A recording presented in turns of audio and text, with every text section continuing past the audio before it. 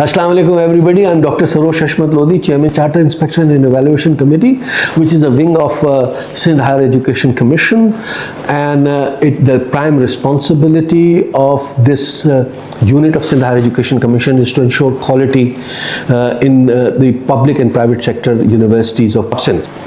There are 70 functional universities in the province of Sindh, 39 private sector and 30 public sector, spanning all over the province.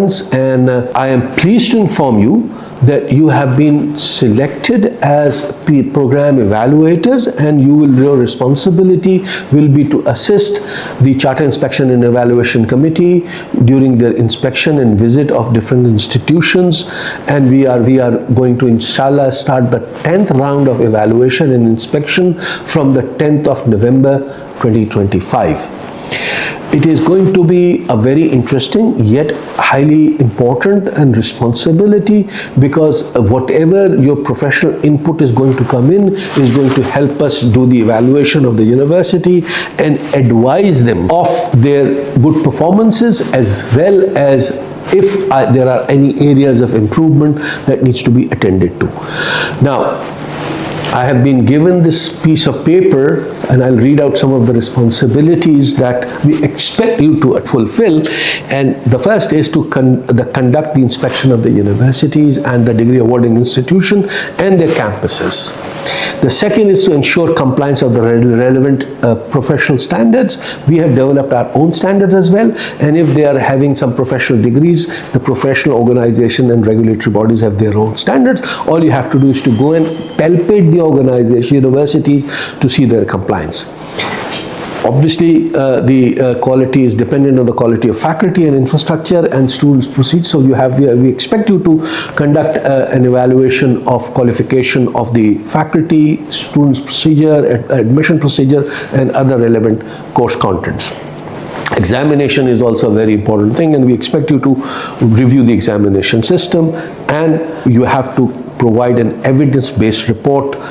On top of it, there will be another team which is called the monitoring and inspection team, which will be also available, and you have to work in tandem with that. And we have tried to document everything which is possible, whether it is the objectives and the reasons of evaluation, how are you going to write the reports, the training material, and above all, you have to undertake a conflict of interest document, that when you are visiting an institution, you must not have any conflict of interest. And there are several features of conflict of interest which are highlighted, which will be provided to you, and after your careful evaluation, if you feel that there is no conflict of interest, we expect you to sign this document. I wish all of you a very good luck. I'll be with you as well, and inshallah hope that we will be working together for the better quality of human capital for the province of Sindh. Allah Hafiz, Pakistan Zindabad. Bismillahirrahmanirrahim. On behalf of Chartered Inspection and Evaluation Committee under the Sindh HEC, I welcome you all in the session for Program Evaluators. I am Professor Dr. Mohammad Wasif. I am Director Quality Enhancement Cell at NED University of Engineering and Technology. So this presentation has the agenda which is as follows. So let's start with the roles and responsibilities in the monitoring and evaluation process. So the roles of responsibilities of the Monitoring and Inspection Committee, which comprises of the Director QECs and the officers of the CIEC. So their responsibilities is to conduct on-site inspection to verify the data submitted through the CIEC forms, evaluate academic, administrative, financial, and infrastructure compliance with the CIEC guidelines. So you can see that basically their responsibility is to check the enterprise-wide or university-wide parameters and standards which are set by the CIEC. At the university, they will be looking at whole information as the MIT team. So they will be also reviewing the program level compliances, but at the university level, for example, they will be looking at the accreditations, that how the accreditations are being taken and how the accreditation process goes on. So they will be seeing these all as the enterprise level. They will be assessing the compliance with the accreditation standards, including professional councils. They will be interacting with the students, faculty, and administrators to verify ground realities and collect qualitative feedbacks. They will prepare detailed monitoring report, assign grades, and make the recommendations for improvement or sanctions. And of course, they will be following up the inspections in case of conditional approvals or improvement notices. At the university, they will be meeting with the leadership, and along with you, along with all the PVs, they will be residing at there, and the director QEC of that university will be providing the details. Here comes your responsibility as the program evaluator team. So your responsibilities are the on-site inspection for the program evaluation. So particularly you have to go to the departments and see the program evaluation. And in that program evaluation, what you have to ensure, we will be going through within these whole presentations. So you have to ensure the compliance with the relevant professional council standards. It means that you may ask them to provide the SAR of the professional councils, especially in case of Pakistan Engineering Council or maybe other type of accreditation councils. You can review the program, curriculum, learning outcomes, credit hours, structures, and teaching strategies. It means that if a program is accredited with the professional councils, then you will be seeing the SAR of that professional councils. But if the program is not accredited with any of the accreditation council, then you will be looking at the pre-base SAR, and that pre-base SAR is developed by all the universities, and the SAR may be available at their departments. So you have to look into the SAR, and you have to make sure that their whole curriculum is well aligned with the NCRC and other requirements of the HEC and the other accreditation councils, if applicable, and how those are attained. We'll be looking at the credit hours structure, which must be aligned with the national qualification framework of the HEC. We'll be looking at the teaching pedagogies, that how the teaching is being done at the department. Evaluate faculty credentials, student outcomes, and course content relevance. We have to see that all the faculty members must be aligned and must be relevant to the department and programs. How the student outcomes are measured, how CLOs are measured, how the course contents are relevant, what are the different courses which are adopted, and are those courses are well aligned with the NCRC and the curriculum requirements. We'll be examining the program level data, including enrollment trends, thesis, dissertation quality, and student performance matrices. So we can ask them to provide any of the information, and especially the information if the department is conducting the entry test and the admission for the master's and postgraduate programs. They have to provide an evidence-based evaluation report with observation, rating, and recommendation. So it is a very important responsibility of PVs that you have to make the report based on all the data and the evidences which are available at the department. And of course, you have to work in collaboration with the MIT, but you can maintain an independent judgment in program evaluation. These are the roles and responsibilities of the institutional program team. So basically, institutional program teams may be the 2 or 3 faculty members of that department for which you are going to do the program evaluation. Faculty member, including the chairperson or HOD of the department. So their responsibility is to ensure that the program is well aligned with the NQF, NCRC, and other application standards. So basically, they will be facilitating the PVs in the departments, and when you will be there inspecting and evaluating the whole process, so they will be providing you all the details. So the details are written in the slide as well as in the manual. So I prefer that you have to read that part of the manual, which is available in the chapter number 7. The responsibilities of the facilitator of contact person, usually this person is the director QEC, and their main responsibility is to facilitate the MIT team and providing them all the information which are required by the MIT. Now we are moving towards the quality assurance through evaluation. So here we will see that how the quality assurance at university level will be seen, how the program level quality assurance will be conducted, and what are the different requirements of bachelor's, master's, and PhD level programs. Here we can see in the slide that quality assurance at university level. And the CIEC evaluates the institute on the higher education on a comprehensive set of standards, which are the 10 standards. So the university level evaluation will be conducted by the monitoring and inspection team. As a program evaluators, you will be conducting the quality assurance at program level. And it is basically the HEC program review for effectiveness and enhancement and postgraduate program review based evaluation. So here what you have to do, you have to understand the requirements of the pre as well as the PGPR. Here, all the programs will be assessed on the 8 major standards, which are almost same for so many years. Even the pre has been adopted in 2023, but the 8 standards are same. So basically, as a program evaluator, you will be asking them to provide you the self-assessment report of the pre as well as the forms of the PGPR along with the CIEC Form 2, which will be provided to you by the CIEC.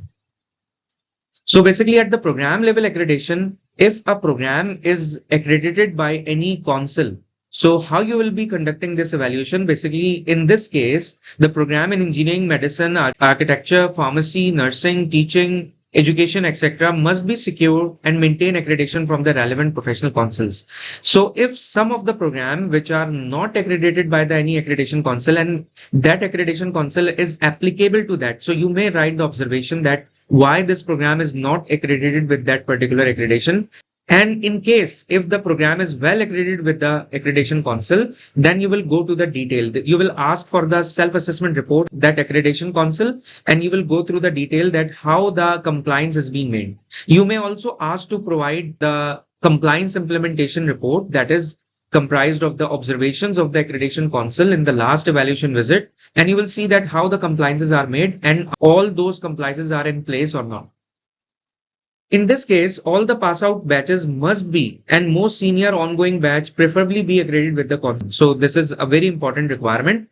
Compliance with the observation of the last accreditation visit is required to be evident during the monitoring and evaluation visit through the evaluation submission document and on-site evidence. So all the PVs are required to go through the compliance implementation report, and you have to check that if the compliance has been made or not. And of course, you will go through the form M2 as well. For those programs which do not have any accreditation council such as physics, chemistry, maths and other programs, in this case, bachelor program without designated professional councils are evaluated through the 8 pre-standards. That is, each and every program must have the SAR, HEC SAR available. So you will see that SAR, that how the questions are replied and how the numbers in the form M2 are basically aligned with those replies in the SAR. So basically, as I said previously, that SAR is a qualitative assessment and the form M2 of CIEC is basically a quantitative assessment. So you have to complement both two. You have to check the CIEC form M2 replies in numbers and in some of the statements along with the SAR replies. So the qualitative and quantitative methods will be mixed together. CIEC subject expert panel validates the evidences during the site visit. They will see that either whatever is written in the form M2 and the SAR are basically complied by the department or not. If they are saying that we have this number of faculty members, then you have to check that the joinings are there. Are those faculty members present, and are those faculty members are visibly present in their timetables? If they are saying that we have so many number of equipments are available, then you may check that where these equipments are available, are they in working condition or not, and so on. Compliance with the observations of the last HEC pre or self pre visit is required to be evident during the monitoring and evaluation visit through the evaluation submission documentation or the on-site evidence. So basically, have to also see that what were the different observations in the pre observations and in the self pre visit, and is the department is complying with all those requirements or not. For the master's degree evaluation as a PV, evaluation of master's program are conducted through two integrated framework. The first one is the pre and second one is the PGPR. As I said you previously that the pre is assessed through the self-assessment report of the master's program, and PGPR comprised of 4 to 5 forms, which includes the summary of the department program and the different list, which comprises of the PhD faculty list, master's faculty list, PhD students and master's students. So we have to check these as well. In the master's degree evaluation, it is in line with the CIEC HEC requirement. All institute offering master's program must clearly define credit hours, program duration and entry requirements. And we have to make sure that the master's level admission criteria is well defined and it is well vetted and approved by the statutory bodies. The appointment of faculty members with the suitable qualification and research background are available, and we have to make sure that the majority of the faculty members are permanent and they are available for the program. We have to see that maintain detailed student records, including program evaluations and results. So in this case, if we see the PGPR forms, we will see the student list, and we can also check their registration in their academic portals. You have to also submit the complete pre and PGPR self-assessment dossier prior to the inspection, or at the time of inspection, you can also check these all requirements. In case of PhD evaluation, the evaluation of PhD program are conducted through, again, two types of framework, that is pre and PGPR. And in that case, we have to see the SAR of those PhD programs as well as the PGPR forms. But additionally, we have to also see the faculty and supervision requirement, as we all know that the PhD approved supervisor process has been transferred to the university. So as a program evaluator, you have to check that all the PhD supervisors are well approved by the university, ASRB or BUSR, which is the Advanced Study and Research Board or Board of Advanced Study and Research Board. So they have to devise a mechanism to make the PhD faculty members well approved through the process aligned by the HEC. Research quality and publication standard, you have to see that what type of research publications are the outcomes of the PhD students and what are the regulations through which the PhD students are getting the degrees, and are they aligned with the HEC requirement or not. Research environment and facility, we have to see that if they have available equipments for the students and they are doing they have the accessibility to the resources such as the materials, equipment, and other requirement. Do they have necessary arrangement for computers, Turnitin facility available for them? Are they linked with the PERN or digital database of the HEC so that a student can see the papers and they can read the literature? Monitoring of thesis and defense process, we have to also see that how well the process going on. We have to critically evaluate that is the list of examiners of PhD process are well defined, are the foreign evaluators are in place or not, and if the requirement is there, then they must be there, and how they are approved by the BUSR or ASRB. We have to see this process, how the student is going to defend the proposal and the final defense. So through what process it is going on, the regulations are in place or not, what are the different forms used by the university to evaluate the PhD programs. We have to see that ethics and policy compliance are there in case of biological or human subjects. We have to see that if the ethical committee is there and if they are reviewing the forms and different types of experiments which are required for such research. So this slide tells us about the CIEC forms. The CIEC form M1 will be evaluated by the monitoring and inspection team, and it contains the university level requirements and standards, and it basically contains the replies of the university as the enterprise, that how the finances are working, how the strategic plan and the vision and mission are devised, and so on. CIEC form M2 will be evaluated by the program evaluators, which are your team. Basically, you have to assess this form, and it contains the information about the academic programs offered by a department. CIEC form M3 captures the research productivity through the ORIC and the QEC, and CIEC form M4 gathers the student satisfaction, which is the feedback taken by the MIT by the sample number of students.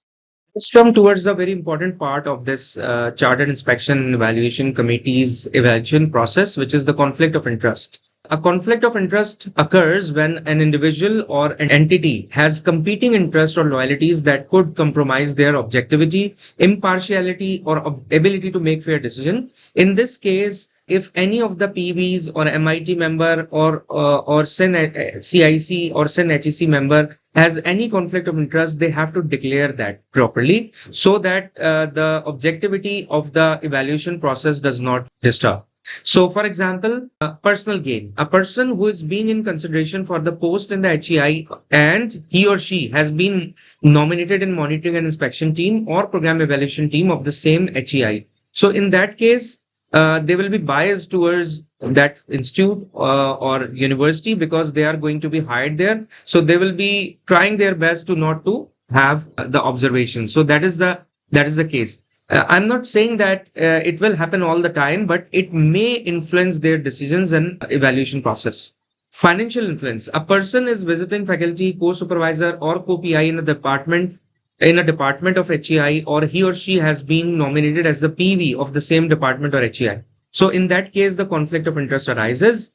Professional biases. A person whose job was terminated from the HEI and has been nominated as the evaluation team member of the same HEI. So in that case as well, the conflict of interest may arise. Now we talk about the conflict of interest undertaking. There is a undertaking which you have to sign every time you go to any institute, and you have to read it carefully. It has some statement and it start with providing your name and your CNIC number, and it has the statement for the disclosure of interest that I have no financial, professional, academic or personal interest in the institution program that could influence my judgment. I am not and have not in the past 3 years employed, contracted or affiliated as a student, supervisor, examiner or any other temporary or permanent post with the institution, and so on. So you can read all the statement in this slide. And if in case you have any potential biases, you must declare that bias. For example, teaching in department of this as visiting faculty in the institute of this, and you have to disclose this so that the CIC team may manage your program evaluation accordingly. The conflict of interest undertaking also contain the commitment of impartiality, that you will do all the work impartial with the fairness without any biasness, and you will see all the evidences and facts based on your judgment, and it will not be influenced by any of the biases. Confidentiality and data protection, complying with the statements that you will be keep all the data and forms safe with you even after the completion of this process. You have obligation to report all the things. You have to prepare a full report of the PVs, which I will be discussing at the end of this presentation. I will show you the report. So as a PV, you have to develop your report and you have to hand it over to the CIC officer so that it can be incorporated with the overall report of the evaluation. So then you have to sign and you have to provide your designation and organization.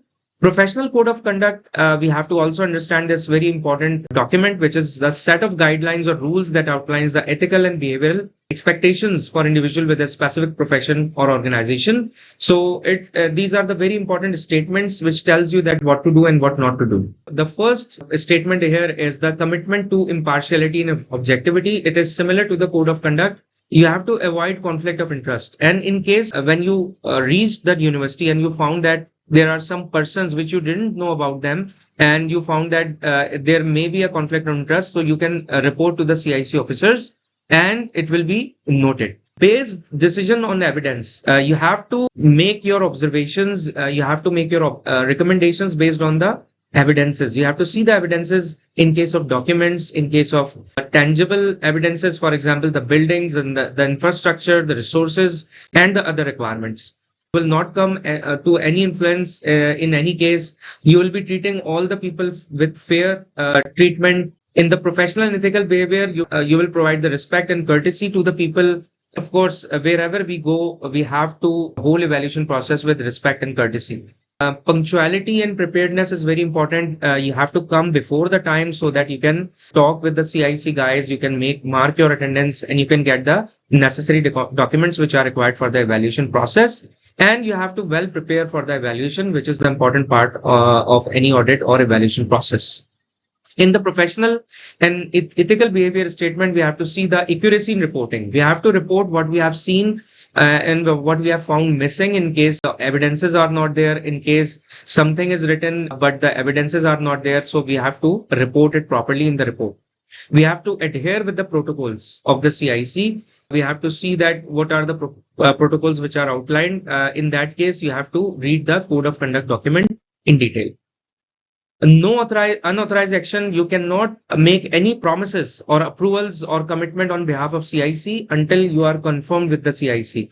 You have to talk to the officers of the CIC who are available or the MIT team, and you cannot make any promises with the program HOD or any faculty member. Avoid discussing preliminary finding outside official channels or without unauthorized parties.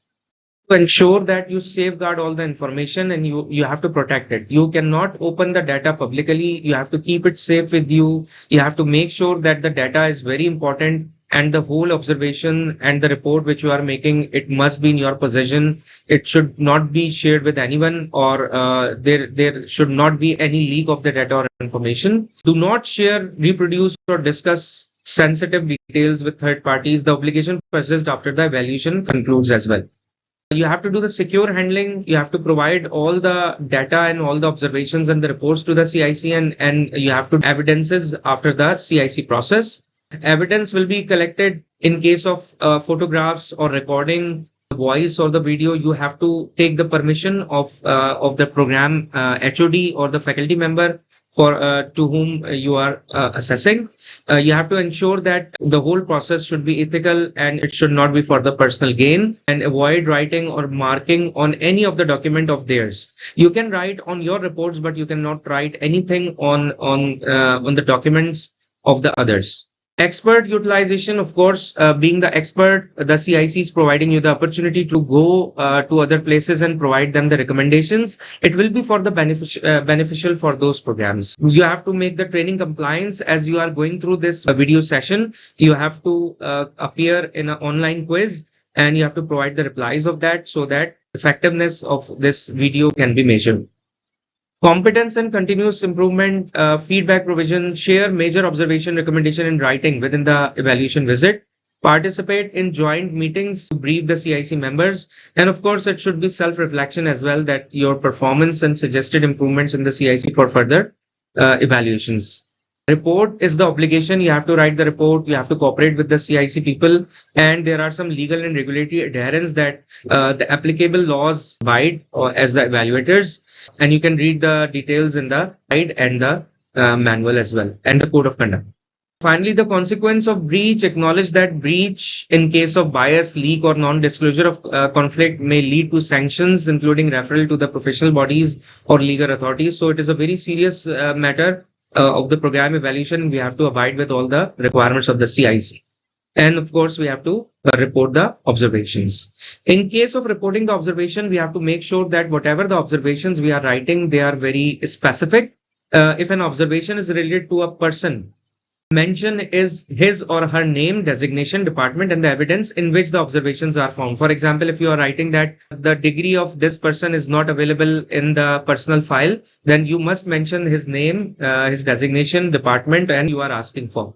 If an observation is related to a facility, mention its location, HOD name, and features. For example, there is some machine which is very important for a program, and that equipment is necessary for the practicals, and this is not working for a long time. Then you have to mention the name of that equipment, in which lab or facility it is residing, and the name of the department. So you have to mention all the details of that equipment and in whom possession this equipment is. For example, if some laboratory in charge is there, you have to mention the name of that person as well.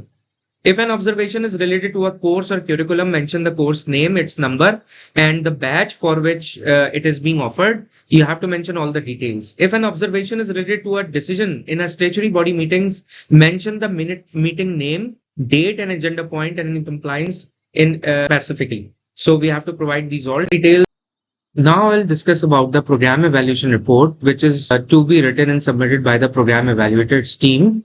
And in this format, you have to write the university or degree awarding institute name here.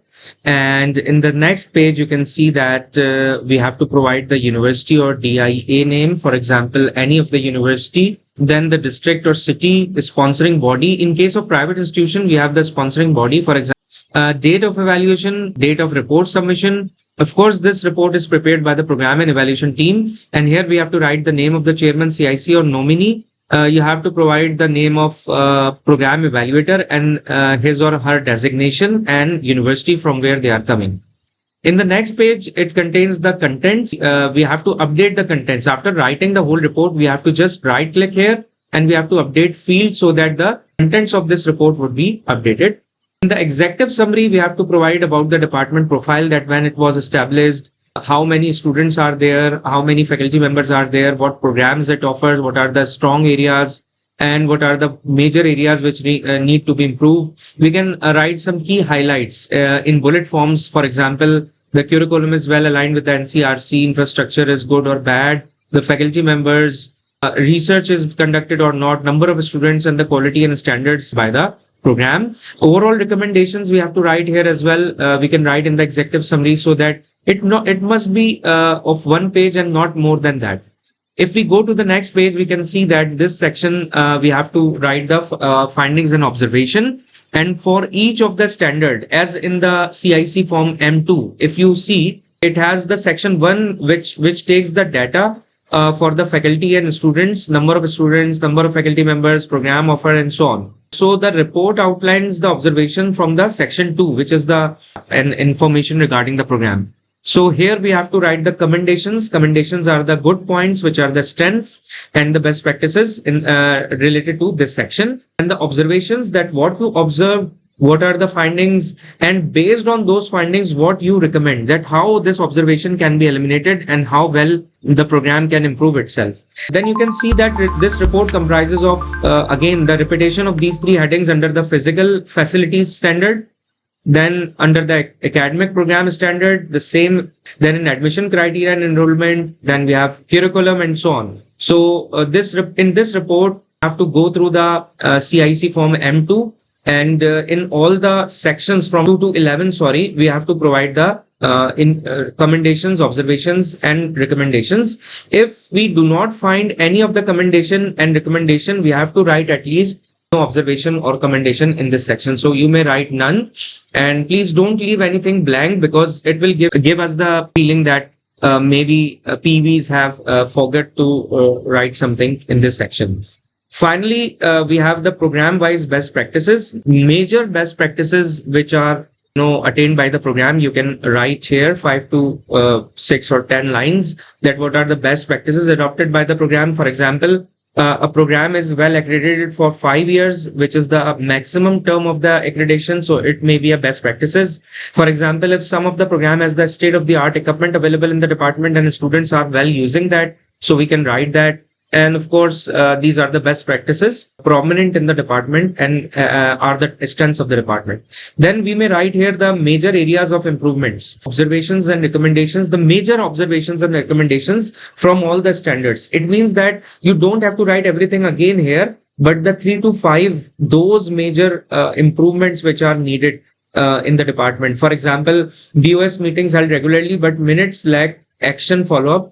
And that was verified via document review. You have to mention that from which document you reviewed and you found this observation, and from where you are referred. For example, the page number of that document, the date of the minutes, and the type of minutes. So it's very important that whatever the observation you are writing, because the other people will be reading those observations, so it is important that those people can also follow up that what observation was written and what it is relevant to.